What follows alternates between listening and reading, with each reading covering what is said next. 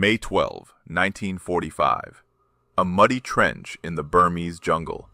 3 Gurkha riflemen crouched in darkness, listening to the sounds of at least 200 Japanese soldiers creeping through the undergrowth toward their position. Rifleman Lachiman Gurung, 27 years old, 4 feet 11 inches tall, gripped his Lee Enfield rifle and waited. His post was the most forward position of the entire British defensive line, the key to the whole perimeter. If it fell, the Japanese would roll up the flank and slaughter 2 companies of surrounded Gurkhas. At 1:20 in the morning, the grenades started falling. Gurung watched the first one arc through the darkness and land just outside his trench. He scooped it up, threw it back. The explosion lit up the jungle for a split second, revealing dozens of Japanese soldiers rushing his position. Another grenade fell inside the trench. Gurung grabbed it, hurled it at the attackers. It detonated in midair. A third grenade landed at his feet. He reached down, picked it up, and this one exploded in his hand. The blast tore off the fingers of his right hand. Shrapnel ripped into his face, destroying his right eye. Burns covered his arm, chest, and legs.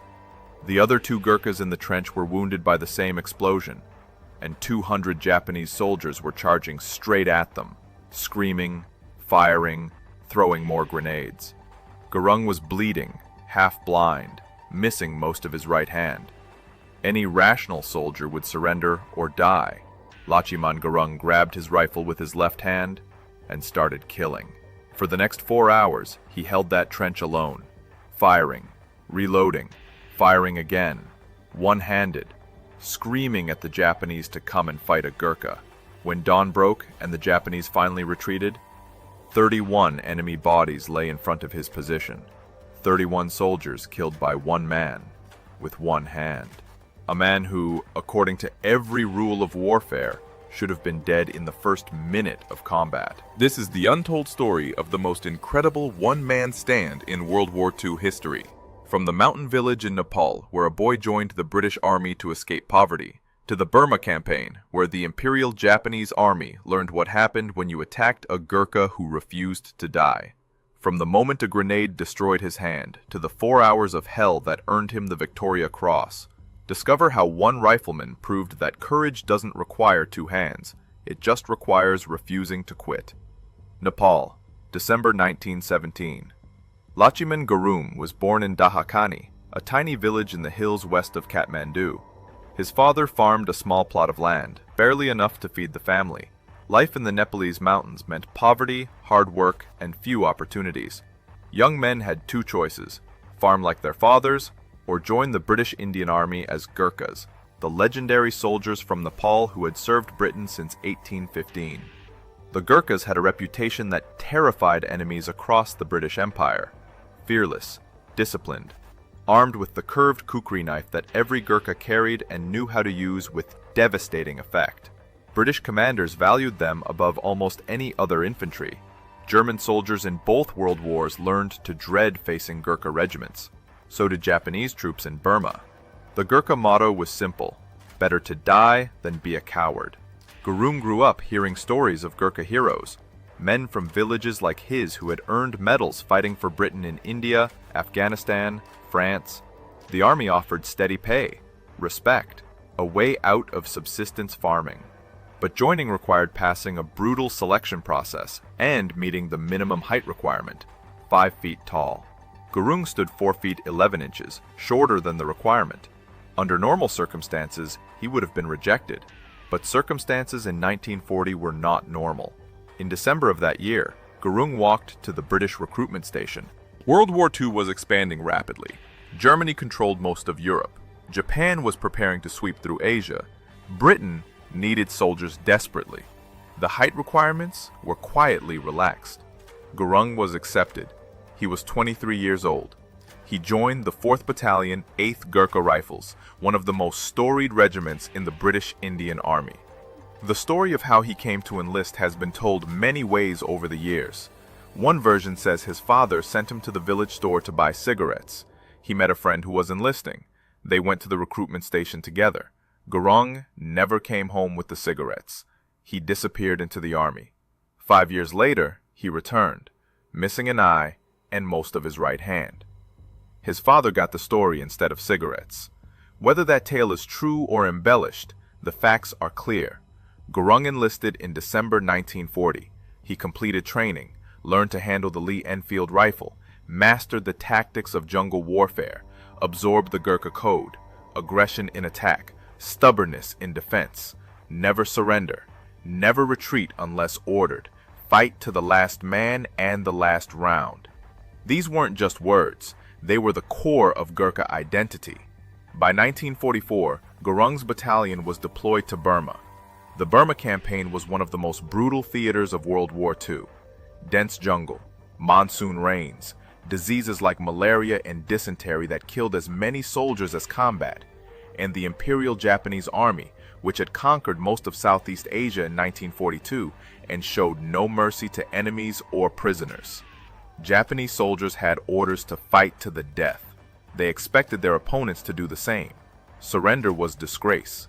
Capture meant torture. The British and Indian forces had been slowly pushing the Japanese back through Burma since 1944. Operation Extended Capital aimed to recapture central Burma and cut off Japanese supply lines. The 8th Gurkha Rifles were part of this offensive. They fought through swamps, across rivers, and up jungle-covered hills. Every advance meant ambushes, snipers, and fanatical Japanese defenders who would rather die than retreat.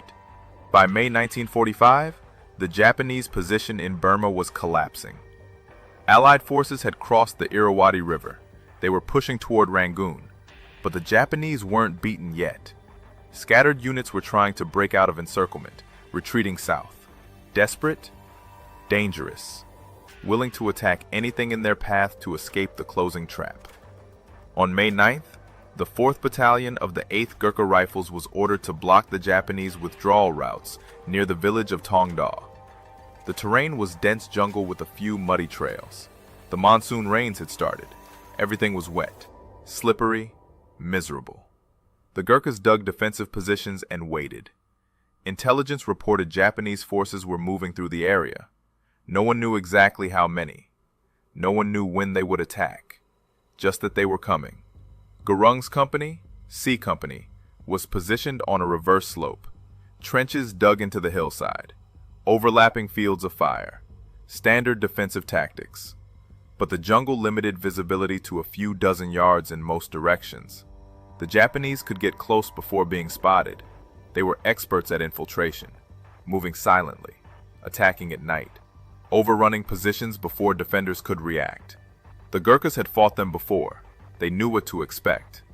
Violence, speed, grenades, close combat with bayonets and knives. Gurkha's section was assigned to the most forward post, 3 men in a trench about 100 yards ahead of the main British line. Their job was simple and suicidal. Provide early warning. Slow down any Japanese attack. Give the rest of the company time to respond. It was the most dangerous position in the entire defensive perimeter, the first to be hit, the hardest to reinforce, the most likely to be overrun. Gurkha and 2 other Gurkhas occupied that forward trench. They improved the position as much as possible, deepened the trench, piled sandbags, cleared fields of fire, placed ammunition within easy reach. Gurkha also placed his kukri knife on the parapet of the trench, within arm's reach. If the Japanese got that close, he would need it. That curved blade had killed enemies for generations of Gurkhas. He wasn't going to be different. On the night of May 12, the Japanese came. Not a probe, not a patrol, a full assault. At least 200 soldiers hitting C Company's position with everything they had. Grenades, machine guns, rifles, screaming charges designed to panic defenders and break through the perimeter. The entire attack was aimed at one section of the line, Gurkha's section, his trench, the key to the whole position. At 1:20 in the morning, Naik Dibasing Buddha, Gurkha's section commander, had just gotten all his men to stand to in their trenches when the grenades started falling. Japanese soldiers were creeping close under cover of darkness, throwing grenades to soften up the defenses before the main assault. Buddha watched from his trench a few yards behind Gurkha's position. He saw a grenade land near Gurkha's trench, saw Gurkha scoop it up and hurl it back at the enemy. The explosion lit up the jungle, revealed dozens of Japanese soldiers rushing forward. Seconds later, another grenade fell inside Gurung's trench. He grabbed it, threw it out. It exploded in the air. Japanese soldiers were screaming, firing, getting closer. A third grenade arced through the darkness and landed right at Gurung's feet. He bent down, picked it up, and it detonated before he could throw it. The blast was catastrophic. The grenade exploded in his right hand, tore off his fingers, mangled his palm. Shrapnel ripped into his face, destroying his right eye. Burns covered his right arm, chest, face. Fragments hit his legs. The force of the explosion threw him backward. Blood poured from dozens of wounds. The other 2 Gurkhas in the trench were hit by the same blast, all 3 men wounded. And 200 Japanese soldiers were seconds away from overrunning the position. The 2 other Gurkhas in the trench were badly wounded, unable to fight, bleeding, disoriented. The Japanese assault was seconds away from overwhelming the position. Any other soldier would have abandoned the trench, fallen back to the main line, sought medical attention. Survival instinct would have demanded it. But Lachiman Gurung didn't retreat. He didn't even hesitate. He grabbed his rifle with his left hand. The Lee Enfield was designed to be fired right-handed. The bolt action required the right hand to cycle rounds. Gurung's right hand was destroyed, a mangled mess of blood and bone. It no longer worked. So he improvised. He braced the rifle against his left hip, worked the bolt with his left hand, aimed with his one remaining eye, and started firing at the shadows rushing toward him through the darkness. The Japanese soldiers expected to find dead or dying defenders. They expected to overrun the trench in seconds. What they found instead was a Gurkha rifleman who was shooting back, accurately, rapidly, killing the lead attackers, screaming at them in Gurkhali, telling them to come and fight, challenging them, refusing to die. The shock of it stopped the Japanese advance cold for precious seconds, long enough for Gurung to kill several more soldiers, long enough for confusion to ripple through the Japanese ranks. The attackers adjusted. More grenades fell into and around Gurung's trench. He couldn't throw them back anymore. His right hand was useless. He pressed himself against the trench wall, let the explosions wash over him, took more shrapnel wounds, more burns, kept firing. The Japanese tried rushing the position. Gurung shot them down, one after another. The bodies piled up in front of his trench. The dead became obstacles that slowed the living. From his position behind Gurung, Naik Devasingbura watched in disbelief. He had seen combat before. He had seen Gurkhas fight with incredible courage, but this was something beyond normal courage. This was a wounded man who should have been incapacitated, fighting with the effectiveness of a full-strength squad. Bora tried to send men forward to reinforce Gurung's position. The Japanese fire was too intense. Anyone who tried to reach that forward trench would be cut down before covering half the distance. So Gurung fought alone. One man, one eye, one hand, against 200 Japanese soldiers who were determined to break through his position. The physical challenges were almost incomprehensible. The Lee Enfield rifle weighed 9 pounds.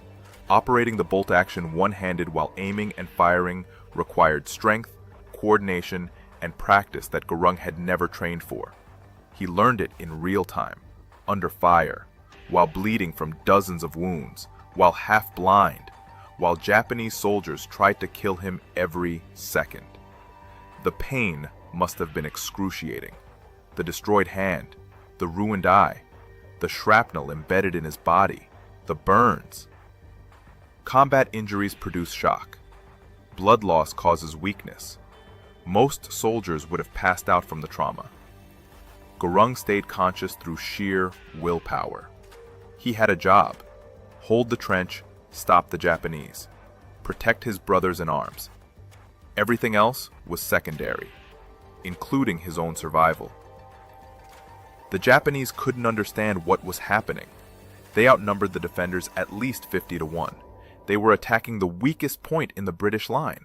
They had surprise and momentum. And one wounded Gurkha was stopping their entire assault. Officers tried to rally their men. Push forward. Overrun that cursed trench! Every attempt met the same result. Rifle fire, dead soldiers. A voice screaming defiance from that forward position. Come and fight the Gurkhas! The attackers changed tactics.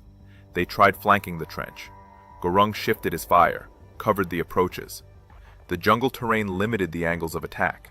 The narrow front meant the Japanese couldn't bring overwhelming force to bear all at once. They had to approach through killing zones, and Gurung covered every one. The battlefield was pitch black except when explosions briefly lit up the carnage. Gurung was firing at muzzle flashes, at sounds, at shadows, hitting targets he could barely see with a rifle he could barely operate. His section commander later tried to describe what he witnessed. He said Gurung fought like a demon, like something beyond human. Every few seconds, another Japanese soldier would fall. The enemy couldn't locate exactly where Gurung was firing from. The muzzle flash of his rifle moved as he shifted position within his trench. The Japanese fired wildly at where they thought he was. Most of their rounds missed. Gurung's rounds didn't miss. He was a trained rifleman. Even one-handed and half-blind, he was more accurate than soldiers who could see and had both hands. Time became meaningless. The battle was a continuous roar of gunfire, explosions, and screaming. Gurung fired until his rifle was empty, reloaded with his left hand, a process that normally required two hands and took seconds. One-handed, it took longer. Every second of reloading was a second the Japanese could advance. Gurung learned to reload faster, fumbled cartridges in the darkness, loaded them by feel, got the rifle back into action, started firing again. The process repeated hundreds of times through the night. The Japanese threw more grenades. Gurung couldn't avoid them all.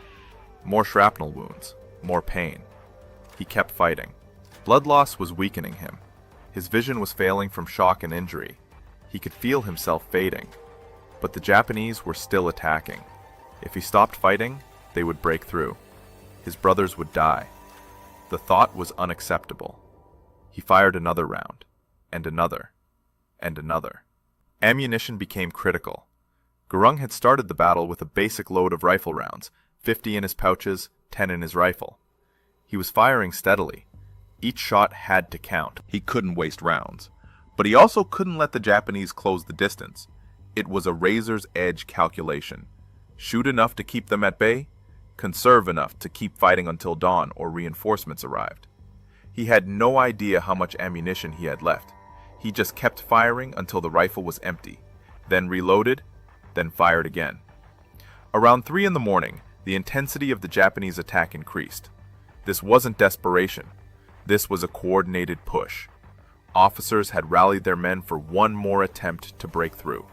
They came at Gurung's position from multiple angles, throwing grenades, firing machine guns, rushing forward, accepting casualties, determined to overrun that single defended position that had stopped them for over an hour. Gurung met them with the same response. Rifle fire. Controlled, accurate, relentless.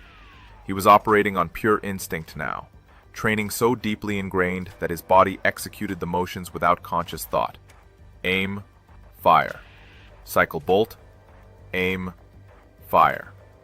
His left hand moved automatically. His eye tracked targets. His rifle spoke again and again. Japanese soldiers fell. The assault broke against his trench like a wave against a cliff. By 4 in the morning, the Japanese attacks were losing momentum. The officers couldn't rally their men for another push. Too many casualties. Too many bodies in front of that cursed trench. Too much fear of the unseen demon who wouldn't die and wouldn't stop killing. The attackers pulled back, regrouped, tried to figure out what to do. They still outnumbered the defenders massively, but mass didn't matter if they couldn't bring it to bear, and bringing it to bear meant advancing through Gurung's killing zone. No one wanted to be the next soldier to die in front of that trench. Gurung used the lull to take stock. He was barely conscious. Blood loss and shock were taking their toll. His right hand hung useless. His right eye was destroyed. Shrapnel wounds covered his body. Every movement brought fresh agony. He had no idea how many rounds he had left. He felt for cartridges in his pouches.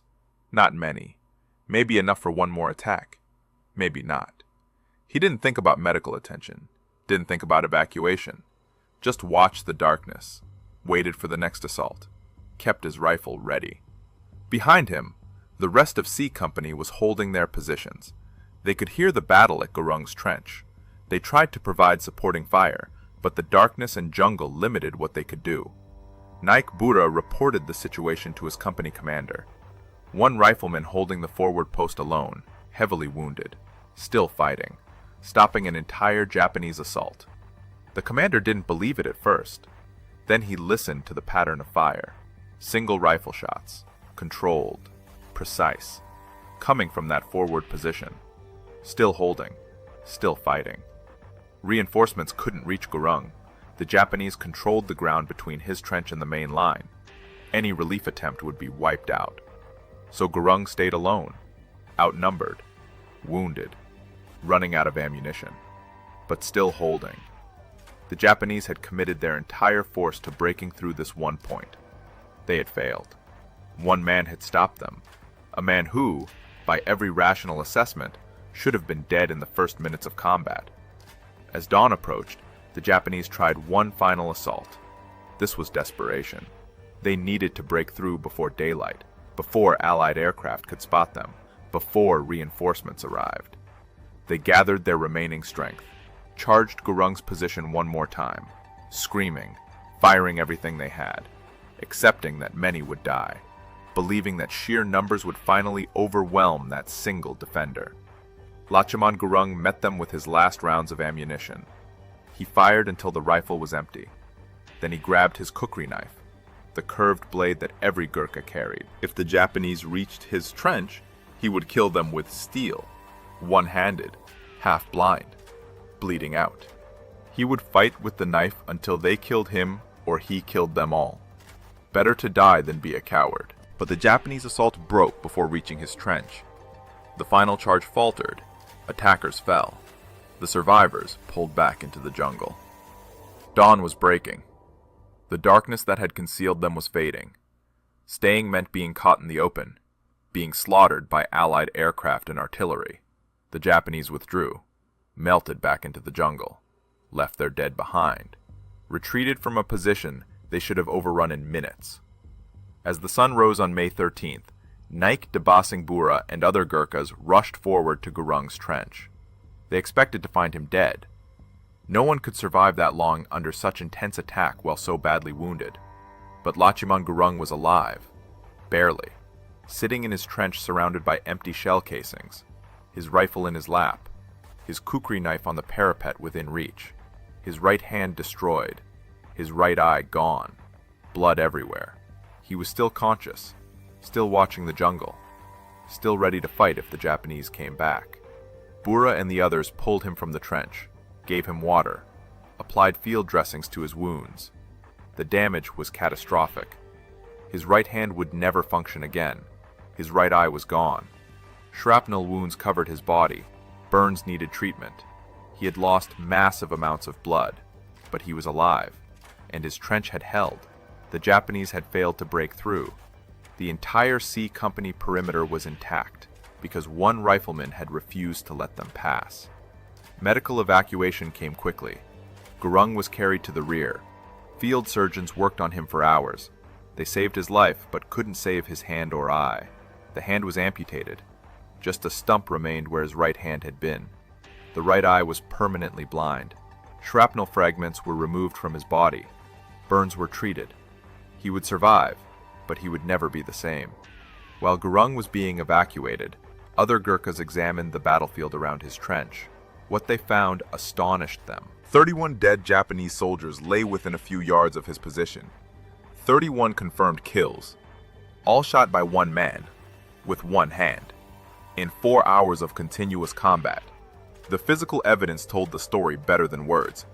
Blood trails showed where wounded Japanese had been dragged away. Equipment scattered across the ground indicated many more casualties beyond the confirmed dead. Gurung had single-handedly stopped an assault by at least 200 soldiers. The recommendation for the Victoria Cross was immediate. Naik Dabasing Bura wrote a detailed report of what he had witnessed. The company commander endorsed it. Battalion command forwarded it up the chain. This was the kind of action that defined heroism. one man holding an impossible position against overwhelming odds, fighting despite catastrophic wounds, never retreating, never surrendering, saving his entire company through sheer willpower and skill. If any action deserved the highest decoration for valor, this was it. The Victoria Cross citation was approved and published in the London Gazette on August 9, 1945, just days before the war ended. The citation read in part, Rifleman Lachaman Gurung was manning the most forward post of his platoon, which bore the brunt of an attack by at least 200 of the Japanese enemy. Twice he hurled back grenades which had fallen on his trench, but the third exploded in his right hand, blowing off his fingers, shattering his arm, and severely wounding him in the face, body, and right leg. His two comrades were also badly wounded, but the rifleman, now alone and disregarding his wounds, loaded and fired his rifle with his left hand for 4 hours, calmly waiting for each attack which he met with fire at point-blank range. Afterwards, when the wounded were counted, it is reported that there were 31 dead Japanese around his position which he had killed, with only one arm. The citation didn't capture the full horror of what Gurung endured. 4 hours of continuous combat, bleeding, half-blind, in agony, operating a rifle one-handed in complete darkness, fighting an enemy that outnumbered him 50 to 1. No support, no reinforcement, no retreat. Just duty and courage and the Gurkha code. Better to die than be a coward. Gurung recovered in military hospitals. The war ended while he was still being treated. Japan surrendered in August. The Burma campaign was over. Gurung would never see combat again. His fighting days were finished. But his life was far from over. He returned to Nepal, to his village, to his family, missing an eye and a hand, carrying the Victoria Cross, the highest military decoration in the British Commonwealth. Only 13 Gurkhas have ever received it. Gurung was one of them. Life after the war was difficult. He couldn't farm effectively with one hand. The British government provided a small pension for Victoria Cross recipients. It wasn't much. Gurung struggled financially for years. He married, had children, tried to build a normal life. But he was famous in Nepal, the one-handed Gurkha who had killed 31 Japanese soldiers. People treated him with immense respect. Children learned his story in school. He became a living symbol of Gurkha courage. In 1995, 50 years after his action at Tong Da, Gurung was invited to London for Victoria Cross commemorations. He traveled to Britain, met with other VC recipients, was honored by Queen Elizabeth II, attended ceremonies at the Imperial War Museum.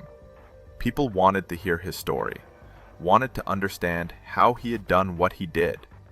Gurung's answers were always simple. I was a Gurkha. I had my duty. I did what needed doing. He lived in Nepal for the rest of his life. The British government eventually increased pensions for Gurkha veterans. Gurung received better support in his later years.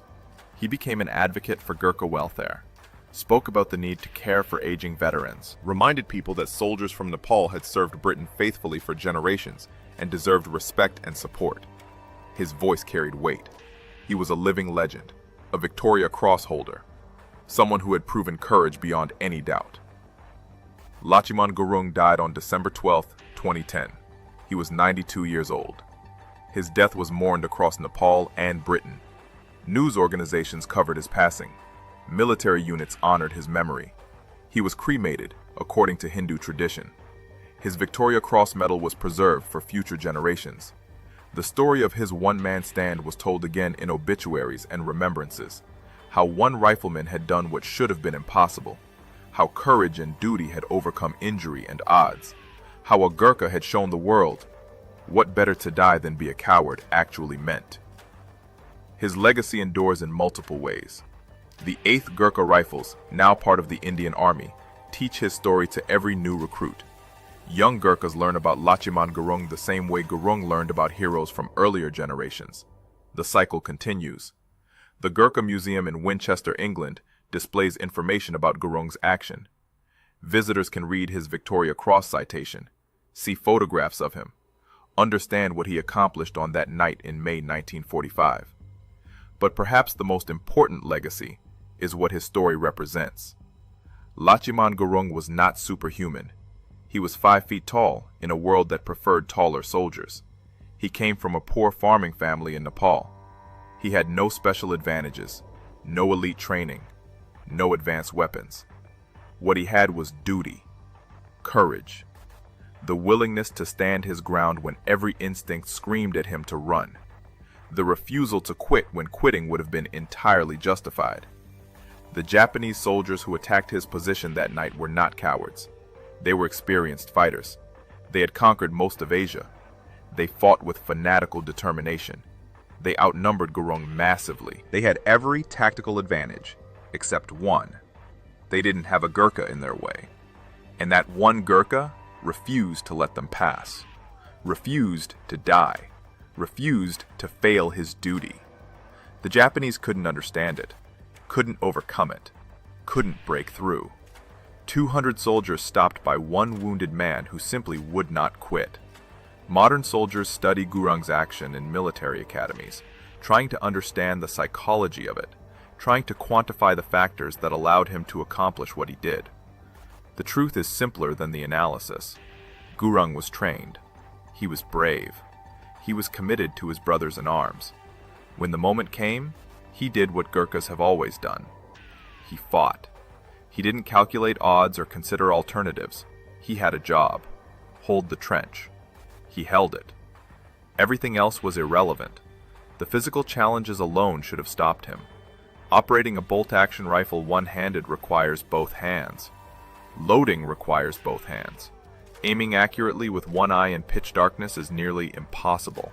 Staying conscious with catastrophic injuries and blood loss defies medical expectations. Gurung did all of it, not because he was invulnerable, but because he accepted no alternative. The trench would hold because he was in it. The Japanese would not pass because he would not let them. Simple as that. There's a temptation to view actions like Gurung's as aberrations, impossible feats that normal soldiers couldn't replicate. But Gurung would reject that interpretation. He considered himself an ordinary Gurkha doing his duty. Nothing special, nothing superhuman. Just a rifleman who refused to quit. His message to future generations was clear. Courage isn't the absence of fear. It's fighting despite fear. Duty isn't following orders when it's easy. It's doing your job when it's impossible. Honor isn't winning. It's refusing to lose. The trench where Lachiman Gurung made his stand no longer exists. The Burmese jungle has reclaimed that hillside. The battlefield is gone. The physical evidence eroded by time and weather. But the story remains, passed down through Gurkha regiments, taught to new soldiers, remembered by historians, celebrated by a grateful Britain and Nepal. 31 dead Japanese soldiers, 4 hours of hell, one hand, one eye, one Gurkha who simply would not die. When people ask how he did it, the answer is both simple and profound. He was a Gurkha. Better to die than be a coward. On May 13, 1945, Lachiman Gurung proved that maxim wasn't just words. It was reality. It was duty. It was who he was. The Japanese learned that lesson the hardest way possible, and the world learned what one man with one hand could accomplish when he simply refused to quit. If this story moved you, we'd be honored if you'd like this video. Stories like these take days of research to bring to light. Your support helps us uncover more forgotten heroes from World War II. Subscribe and turn on notifications so you never miss another incredible story from the greatest generation. We want to hear from you. In the comments below, tell us where you're watching from, your country and city. Many of you served in the military or had fathers and grandfathers who fought in this war. Did you know someone who served with Gurkha regiments? Have you heard similar stories of soldiers who fought against impossible odds? Share your memories and thoughts below. Thank you for watching. Thank you for remembering these stories. Lachiman Gurung deserved more than a brief mention in history books. He deserved to be remembered as the warrior he was, and we're here to make sure that happens.